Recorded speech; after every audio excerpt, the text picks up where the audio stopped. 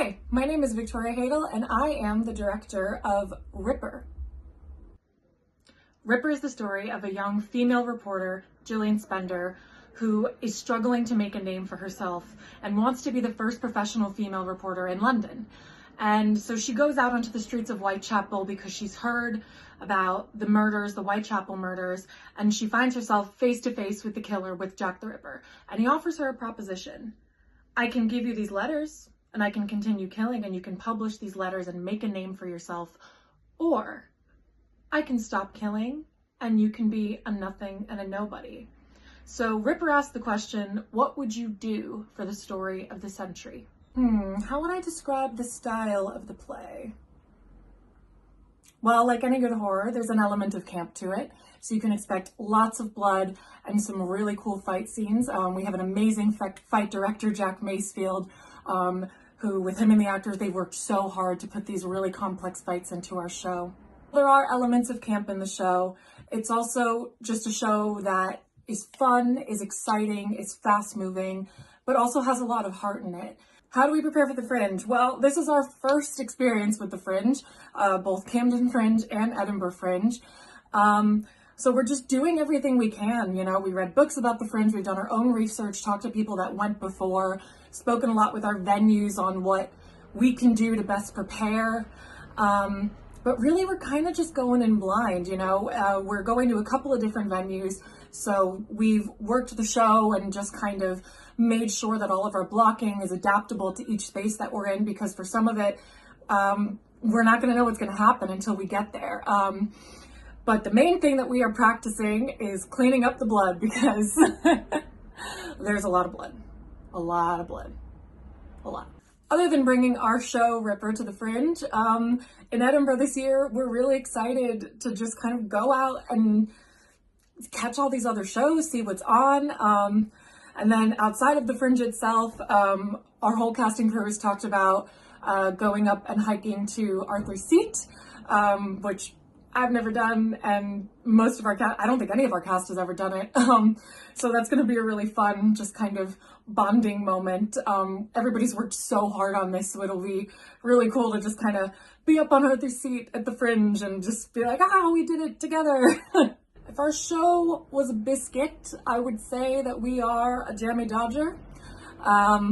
It's nice and crispy and clean on the outside, and then when you take a bite into it, it just gets a little messy with all that jelly and maybe a little bloody too. I don't know.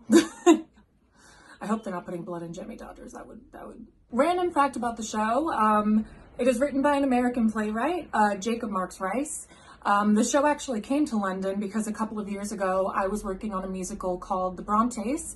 And Jacob's wife, Katie Palmer, who's also an amazing playwright, they came to London to see the Brontes, and while they were here, Jacob and I were having a walk around, and he told me, he was like, I wrote this feminist Jack the Ripper play, and I was like, yes, please send me that.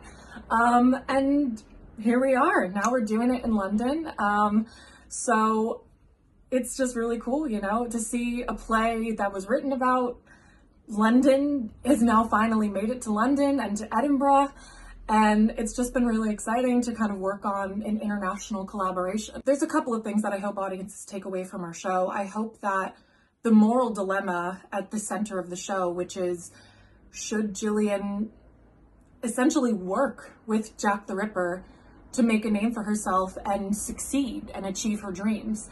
I think that's, you know, it's when the devil's bargain comes around, you know, it's that sort of idea that we all have in our heads of, you know, if someone came and offered you this, and offered all of your hopes and dreams, what is the cost and what would you do? And hopefully it's not a situation that ever really happens, but I do think it's an interesting thought question to ask yourself of what would you do? And if you were Gillian in this situation and everything you wanted, everything you hoped to be is right there, and all you have to do is just let someone keep killing. You don't have to get any personal blood on your hands, but you just have to let them do it.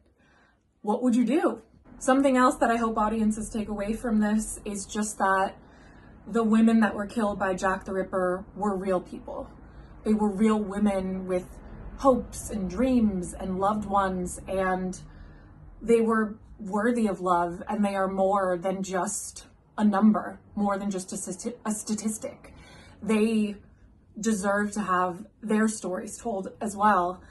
And, you know, I hope that people leave the show and want to learn more about them and who they were before it was all ripped away from them. If you would like to come and see Ripper, you can find us at See Aquila, the Temple, from 2:30 p.m. August 5th through the 3rd, and we hope to see you in Edinburgh because things are bound to get gory. It's fake, don't worry.